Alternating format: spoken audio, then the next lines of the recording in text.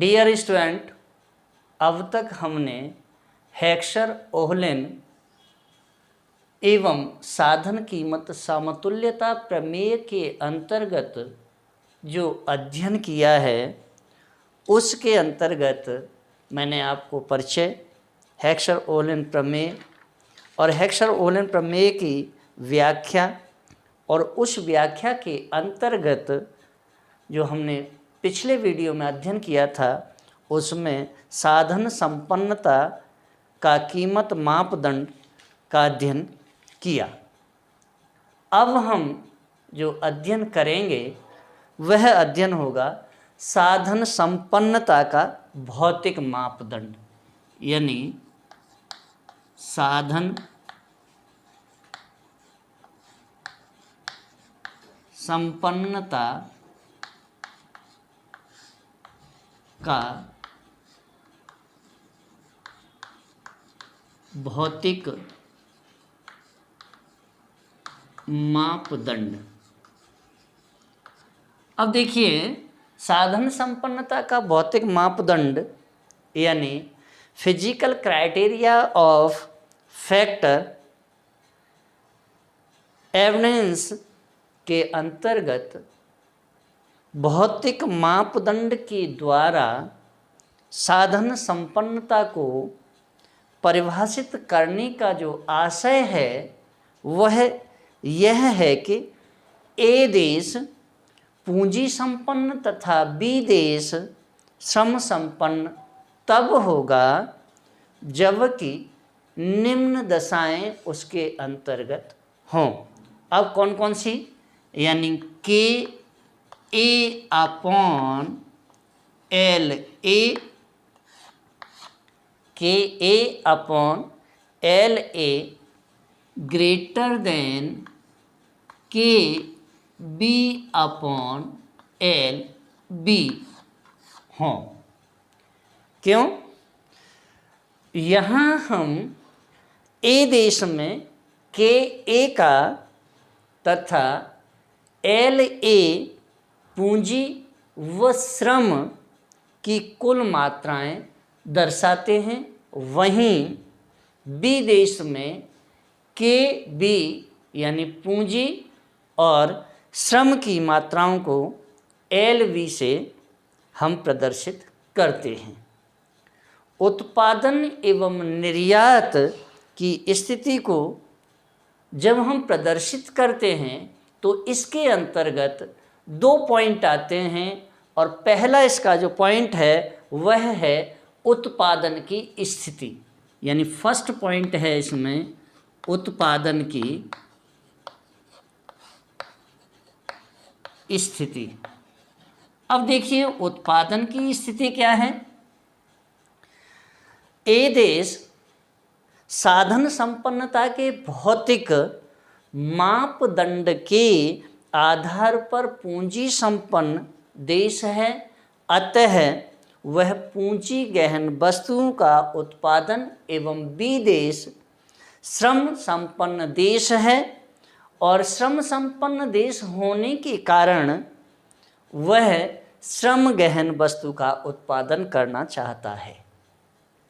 दोनों देशों के उत्पादन की दशा को हम साधन संपन्नता के आधार पर रेखा चित्र से स्पष्ट करते हैं, और इसके साथ ही मैं आपके समक्ष एक रेखा चित्र का निर्माण कर रहा हूं। उस रेखा चित्र के निर्माण से हम समझेंगे कि उत्पादन की जो स्थिति है वह क्या है।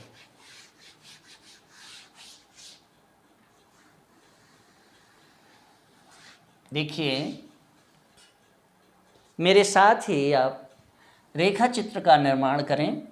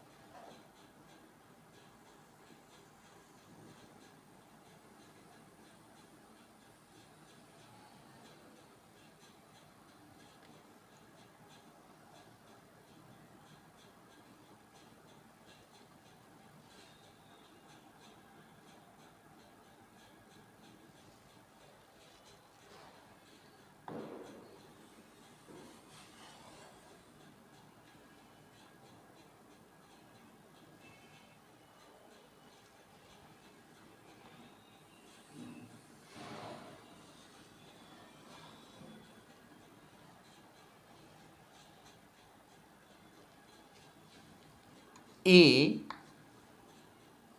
बी सी और डी, ये एक्स एक्सिस, मूल बिंदु ओ, वाई एक्सिस, और देखिए इसी पर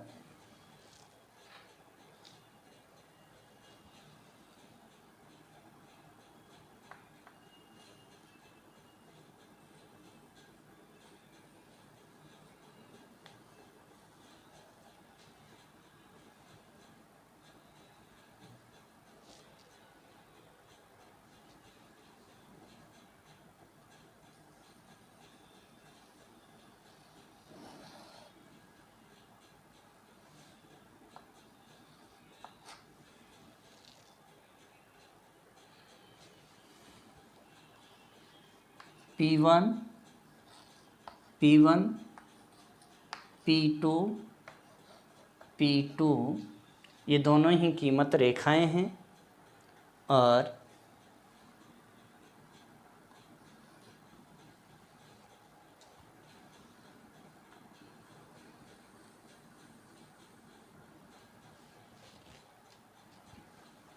यह Q1 बिंदु है और ये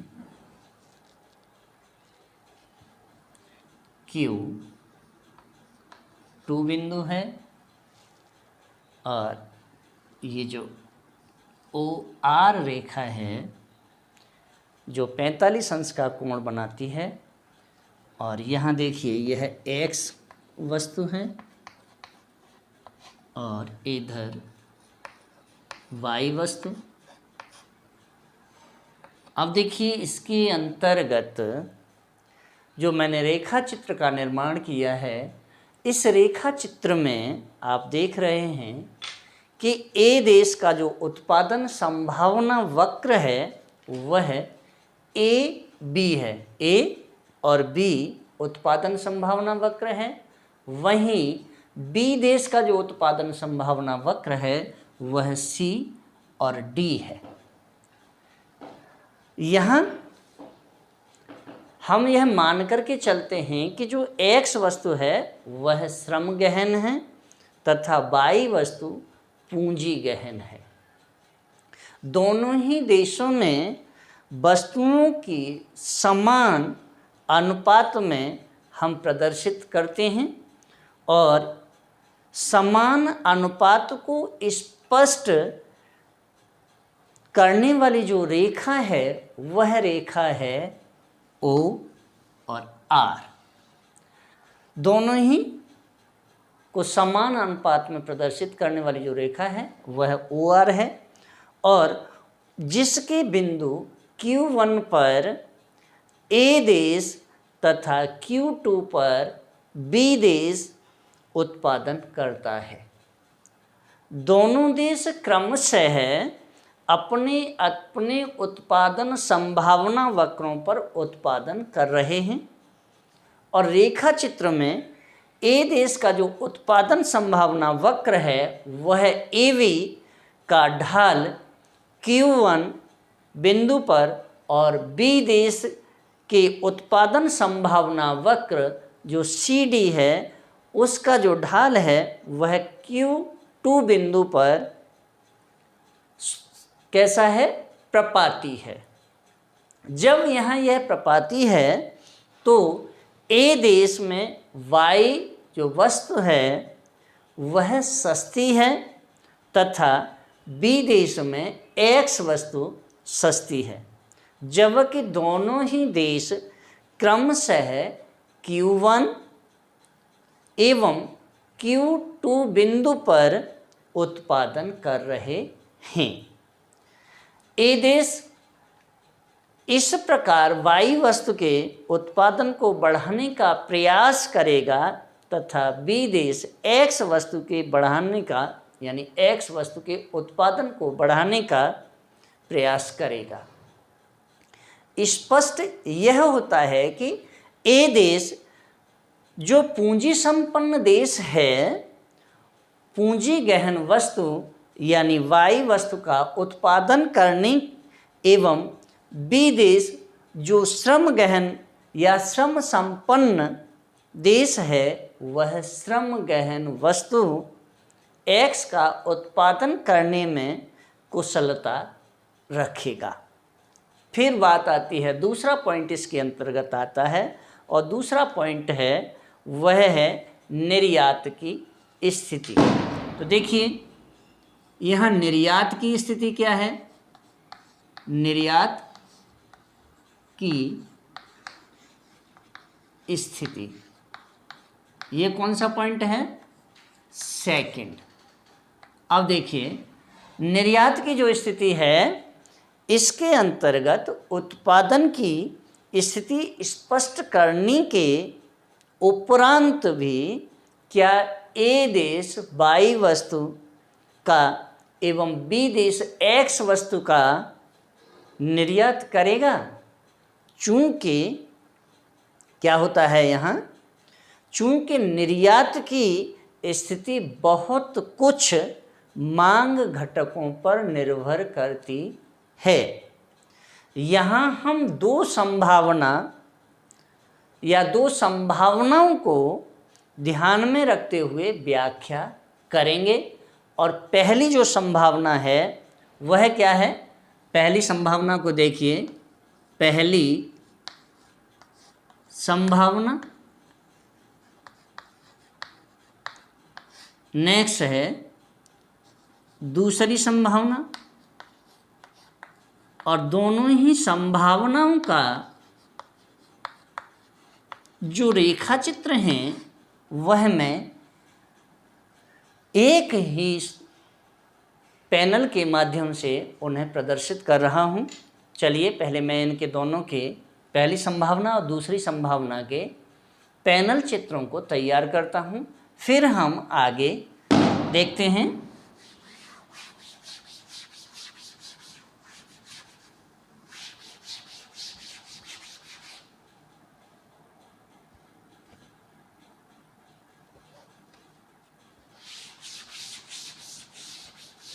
पहली संभावना का हम रेखा चित्र और दूसरी संभावना का रेखा चित्र दोनों ही मैं ए और बी के माध्यम से इन्हें प्रदर्शित करूँगा। देखिए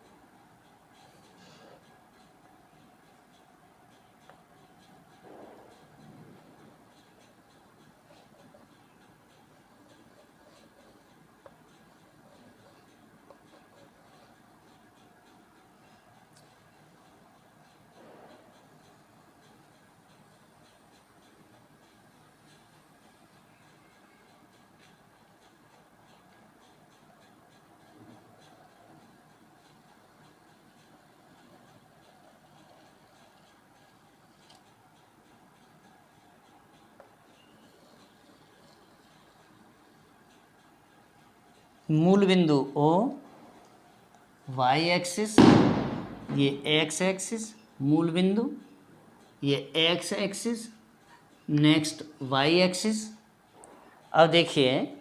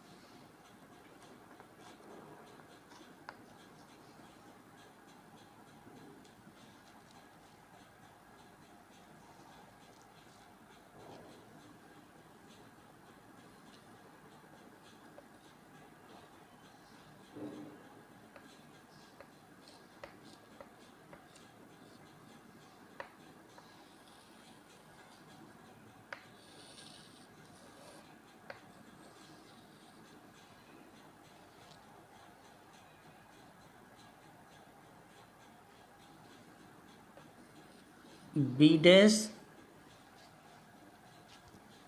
एफ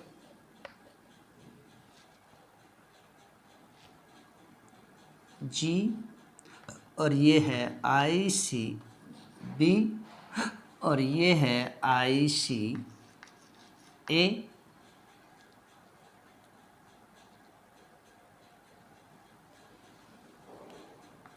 डी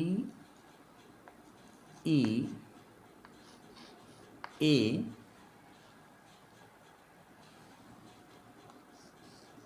पी और पी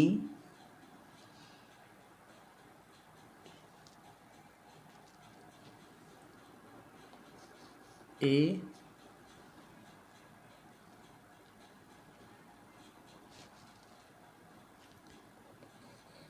बी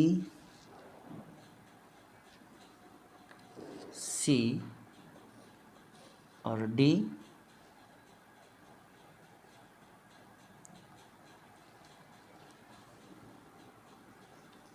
उपभोग एवं उत्पादन एक ही दिशा में। ये एक्स वस्तु है, ये वाई वस्तु है और इसे मैंने ए का नाम दिया है। नेक्स्ट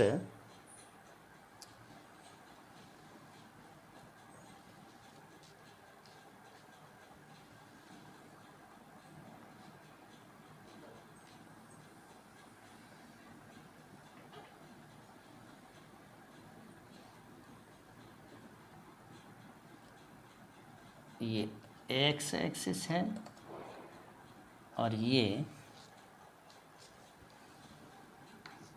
पी कीमत रेखा है।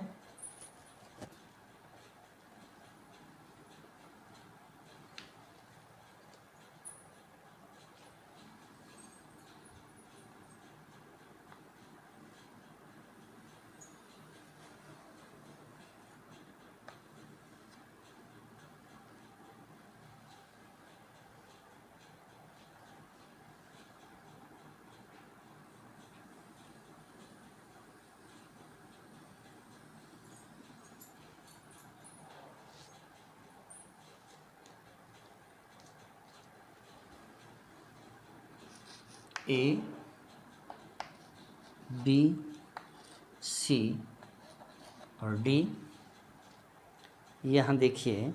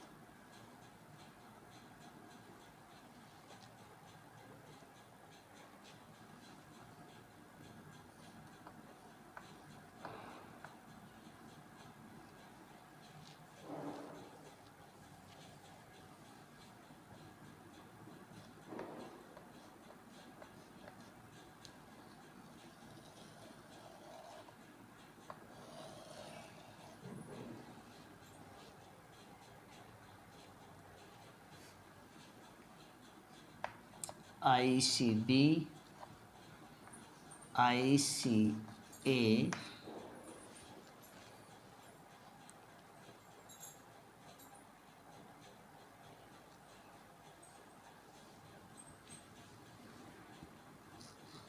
ए आर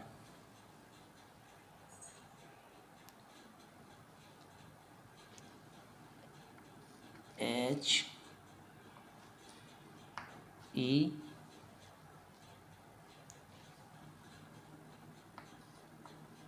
डी डी और ये है एफ टी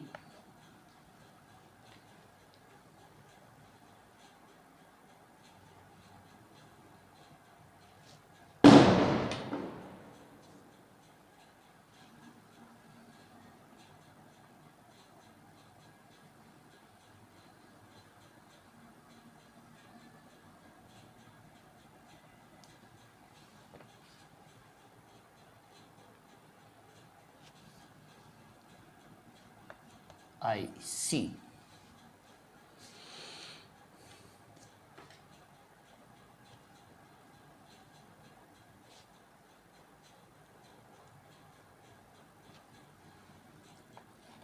एक्स वस्तु, वाई वस्तु, और ये जो मैंने रेखा चित्र बनाया है यह है उपभोग एवं उत्पादन विपरीत दिशा में। उपभोग एवं उत्पादन विपरीत दिशा में, और इसी मैंने नाम दिया है बी रेखा चित्र का। अब देखिए, मैंने आपके समक्ष दो रेखा चित्रों का निर्माण किया है और इसमें जो पहली संभावना है उस पहली संभावना में यदि उपभोग एवं उत्पादन की जो स्थितियां हैं वह एक ही दिशा में या एक ही दिशा में चलें अथवा क्या हो, जब वह एक ही दिशा में चलेंगी तो ए देश बाई वस्तु जिसके उत्पादन में उसे साधन संपन्नता प्राप्त है को निर्यात करने की अपेक्षा आयात करेगा, तथा बी देश एक्स वस्तु जिसके उत्पादन में साधन संपन्नता प्राप्त है को निर्यात करने की अपेक्षा आयात करेगा। ऐसी दशा में हेक्सर ओहलेन जो प्रमेय है वह प्रमेय के पूर्वानुमान सत्य सिद्ध नहीं होंगे। क्यों? क्योंकि अब देखिए क्यों नहीं होंगे, तो इसके लिए दूसरी संभावना हम देखते हैं। दूसरी जो संभावना है, यदि उपभोग एवं उत्पादन की जो स्थितियां हैं वह विपरीत दिशा में अगर चलें तो हेक्सर ओहलेन प्रमेय के पूर्वानुमान हमेशा सिद्ध होते हैं। क्यों? क्योंकि ए देश एक्स वस्तु तथा बी देश बाई वस्तु का निर्यात करेगा।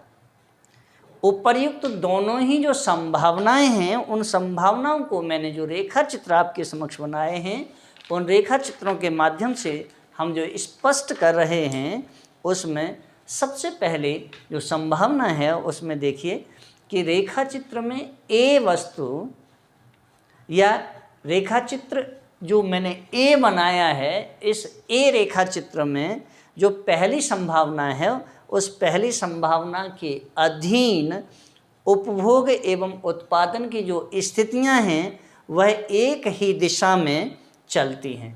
कौन सी? एक ही दिशा में चलती हैं। और रेखा चित्र ए में पूंजी गहन जो वस्तु है वह वस्तु की तथा बी देश जो श्रम गहन वस्तु है की मांग करता है, और ए देश का जो उत्पादन है वह उत्पादन का जो बिंदु है वो ए डैश बिंदु है जहां उत्पादन संभावना वक्र रेखा ए बी को कीमत रेखा ए बी को कीमत रेखा पी और पी पर स्पर्श करती है। ए देश का उपभोग बिंदु जहां डी है, कीमत रेखा पी पी उदासीनता वक्र रेखा IC जो दिया है वह कौन सा ICA को स्पर्श करती है और उत्पादन बिंदु A' व उपभोग बिंदु D के आधार पर यह कहा जा सकता है कि A' X वस्तु की EA मात्रा का निर्यात व Y वस्तु की ED मात्रा का आयात करता है। अब देखिए बात फिर यहाँ एक और आ जाती है कि यदि ये ED मात्रा का आयात करता है तो A देश जो पूंजी संपन्न देश है श्रम गहन वस्तु X का निर्यात करता है तथा पूंजी गहन वस्तु Y का आयात करता है।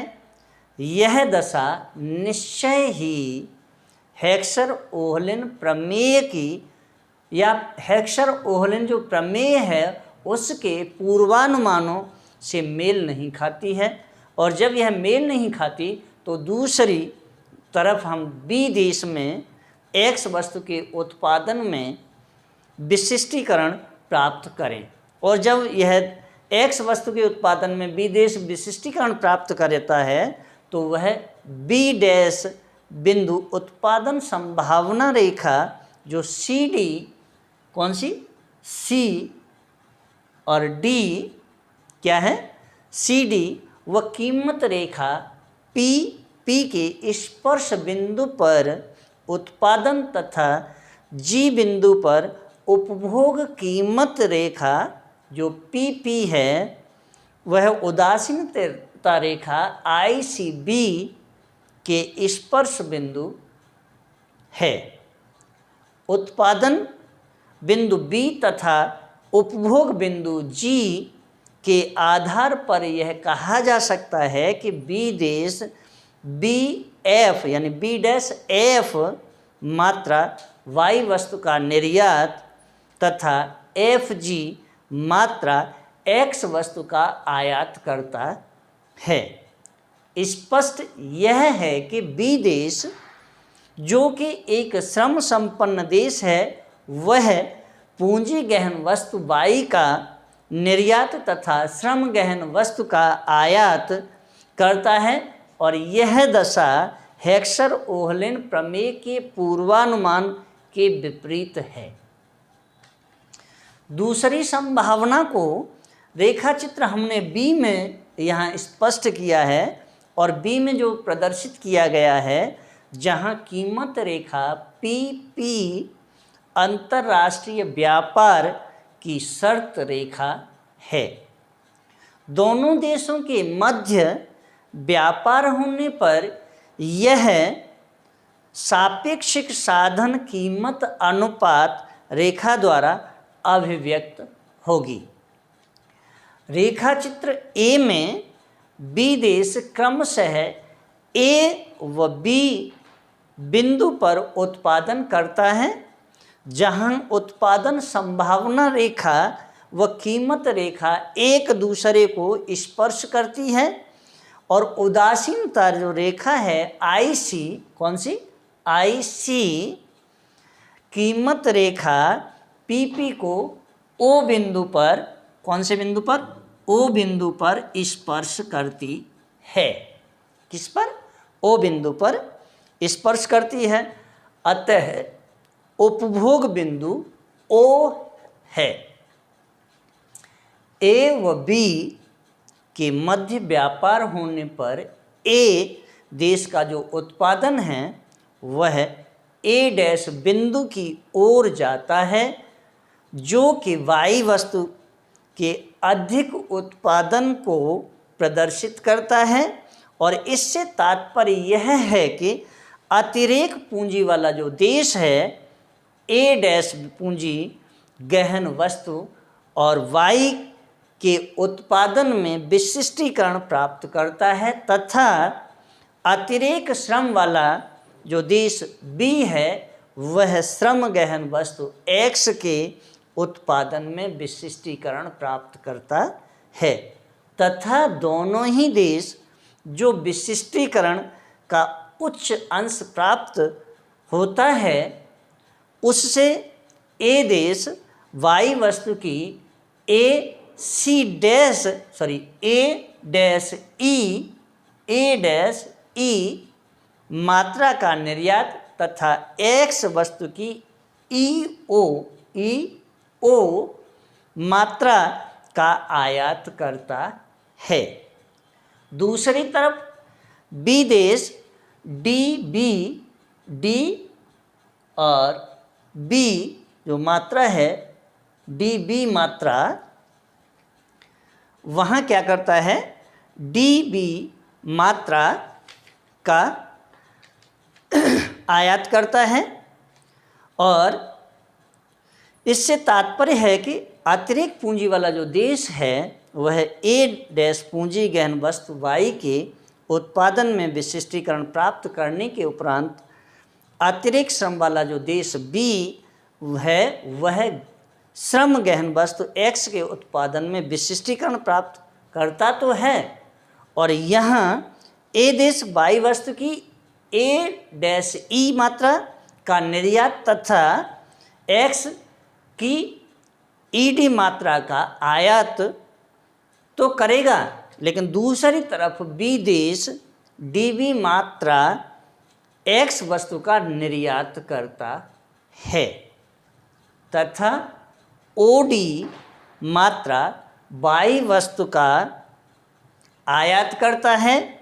इससे स्पष्ट है कि अतिरिक्त पूंजी वाला जो देश है वह ए देश पूंजी गहन वस्तु वाई का निर्यात व श्रम गहन वस्तु एक्स का आयात करता है। दूसरी तरफ अतिरिक्त श्रम वाला देश बी श्रम गहन वस्तु वाई का निर्यात तथा पूंजी गहन वस्तु एक्स का आयात करता है।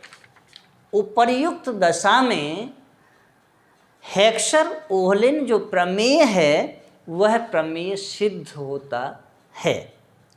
यहाँ यह आवश्यक है कि दोनों देशों में रुचि एवं अधिमान एक रूप हों। अगर रुचि और फैशन या अधिमान एक रूप नहीं हैं तो व्यापार संभव नहीं है। रेखा चित्र में हमने यह देखा है जो दोनों देश हैं उन दोनों देशों के लिए एक ही उदासीनता वक्र जो मैंने IC खींचा है उस IC में ऐसा होना आवश्यक नहीं है। क्यों? क्योंकि यह भी माना जा सकता है कि दोनों देशों में रुचि एवं आस्वाद या अधिमान भिन्न भिन्न हों। उदाहरण के लिए ए देश व बी देश के लिए पृथक पृथक उदासीनता जो वक्र मैंने IC ए और IC बी खींचे हैं उन्हें खींचने से देखते हैं कि जो दोनों देशों में भिन्न भिन्न मांग व उपभोग प्रवृत्तियों के जो सूचक हैं, चूंकि पी जो कीमत अंतर्राष्ट्रीय कीमत रेखा है वह PP रेखा ए देश के उदासीनता वक्र ICA को बिंदु R पर तथा बी देश के उदासीनता वक्र ICB को बिंदु T पर स्पर्श करती है। और अतः यहाँ हम देखते हैं कि A और B जो देश हैं वह क्रमशः R जो दिया है क्रमशः R और T बिंदु पर उपभोग करते हैं। ए देश वाई वस्तु की A-H मात्रा का निर्यात एवं एक्स वस्तु की HR मात्रा का आयात करता है। बी देश एक्स वस्तु की FV मात्रा का निर्यात एवं वाई वस्तु की TF मात्रा का आयात करता है। अतः जब तक ए देश में उपभोग बिंदु उत्पादन बिंदु के दाईं ओर तथा बी देश में उपभोग बिंदु बाईं ओर स्थित होगा तो यहाँ हेक्सर-ओहलिन जो सिद्धांत है उस सिद्धांत के पूर्वानुमान सत्य सिद्ध होंगे। अन्यथा क्या होगा? दूसरी संभावना के अधीन जब उपभोग एवं उत्पादन एक ही दिशा में चलते हैं तथा रेखाचित्र में देश ए की जो मांग है वह पूंजी गहन है वस्तु के प्रति तथा बी देश की जो मांग है वह श्रम गहन वस्तु के प्रति है। रेखाचित्र में ए देश बिंदु ए डैश पर उत्पादन तो करता है एवं बाई वस्तु के उत्पादन में विशिष्टीकरण प्राप्त करता है।